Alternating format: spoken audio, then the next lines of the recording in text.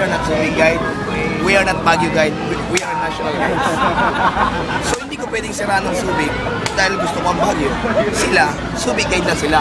Ipopromote nila ang Subic dahil yun ang lugar nila. Kami, national guide kami. So hindi kami actually naninira na isang lugar.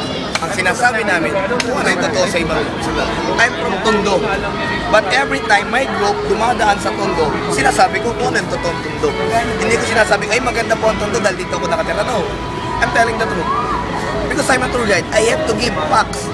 Katotohanan lang sa pasero. Hindi ko pwedeng sabihin sa kanila na sa lahat po ng pasero, pupunta rito tayo sa Quiapo.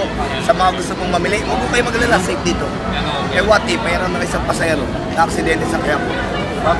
So I have to inform the passengers, that guide, kung sino man yung guide na yun.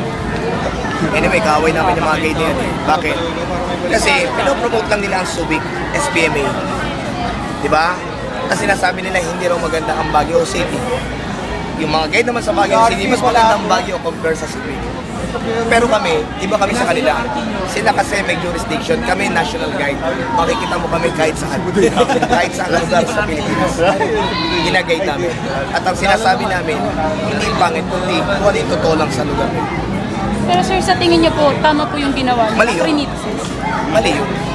Kung nakakarinig sa kanya, makakatingin yun. Anong pangalan ng guide? Ed? No. Cover na lang. So mali yun. Hindi niya pwedeng sabihin yun. Bakit? He's still a Filipino, right? And Baguio is part of the Philippines. Although pinopromote mo ang Subic, sinisira mo naman ang isang lugar na parte pa rin ng Pilipinas.